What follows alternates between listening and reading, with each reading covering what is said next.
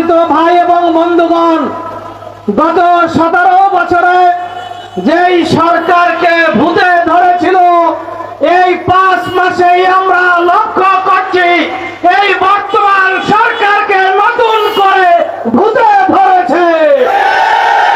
আল্লামা সাঈদী বলেছিলেন, যাদেরকে ভূতে ধরে তারা যতই সামনের দিকে এগোতে চায় ততই তারা পিছনে চলে যায়। আপনাদেরকেও যদি ভূতে ধরে কিভাবে ভূত তাড়াতে হয় এই দেশের ছাত্র জনতা ভালো করেই জানে। আপনাদের ভূত নামাতে হবে। আপনাদেরকে যে ভূতে ধরেছে এই ভূত থেকে আপনাদেরকে মুক্ত হতে হবে। আমরা লক্ষ্য করছি আপনাদের ছাত্র সংগঠন, ছাত্র দল যে সন্ত্রাসী কার্যকলাপ শুরু করেছে, এটা আপনাদের জন্য কোনো ভালো লক্ষণ নয়। তাদেরকে আপনারা থামান। আমরা বিশ্বাস করি গুন্ডারা কোনদিন কোন দলের নেতা কর্মী হতে পারে না। তারা গুন্ডা, তারা সন্ত্রাসী। তাদেরকে চিহ্নিত করে দেশের রাজনৈতিক পরিস্থিতি যদি আপনারা শান্ত না করেন, আবার যদি ছাত্র জনতা দেশের গণমানুষ তারা আবার ফুঁসে ওঠে, তাহলে আপনাদের কি পরিণতি হবে আল্লাহই ভালো জানে। আমরা অনুরোধ করব, এত তাড়াতাড়ি আপনাদের পতন হোক আমরা চাই না। মাত্র 5 মাস হলো আপনারা যা কালকের দেখেছেন জাতিকে, এটা জাতি আপনাদের সাথে প্রত্যাশা করে নাই। সুতরাং আপনারা সেই গণভোটের রায়কে মেনে নিন। আপনারা 2টাই নির্বাচন হলো, একটা মেনে নিলেন, গণভোটকে আপনারা প্রত্যাখ্যান করলেন। জনগণের সাথে আপনাদের কেমন তামাশা!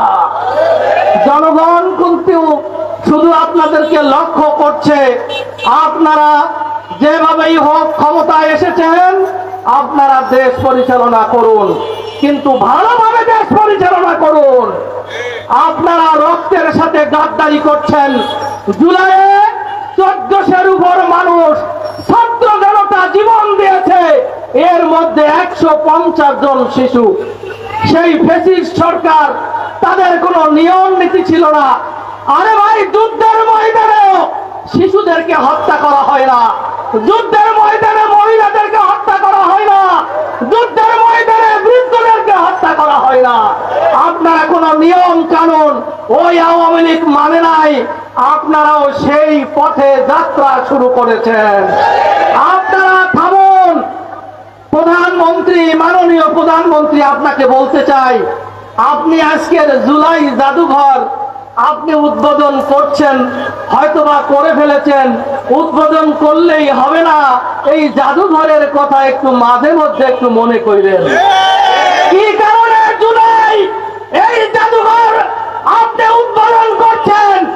আমি মনে করি আপনার একটা ভিডিও করে এই জুলাই জাদুঘরের ভিডিও আপনার কাছে রাখা উচিত।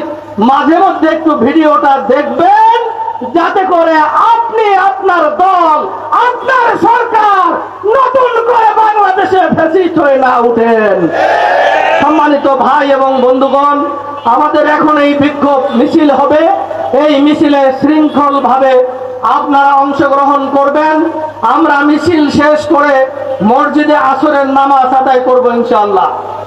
মসজিদে নামাজ আদায়ের পরে এখানে সাংস্কৃতিক অনুষ্ঠান এবং ডকুমেন্টারি প্রদর্শনী হবে। আপনারা স্বতঃস্ফূর্তভাবে আমাদের এই সাংস্কৃতিক অনুষ্ঠান, ডকুমেন্টারি প্রদর্শনীতে অংশগ্রহণ করবেন। পরিশেষে আবার প্রধান অতিথি সহ সাংবাদিক বৃন্দ, সম্মানিত এলাকাবাসী, দেশবাসীকে ধন্যবাদ এবং মোবারকবাদ জানিয়ে আমরা আজকের মিছিল পূর্ব সমাবেশের সমাপ্ত করছি। এখন এই মিছিল শুরু হবে। আল্লাহ হাফেজ। বাংলাদেশ জিন্দাবাদ। বাংলাদেশ জামাত ইসলামী জিন্দাবাদ।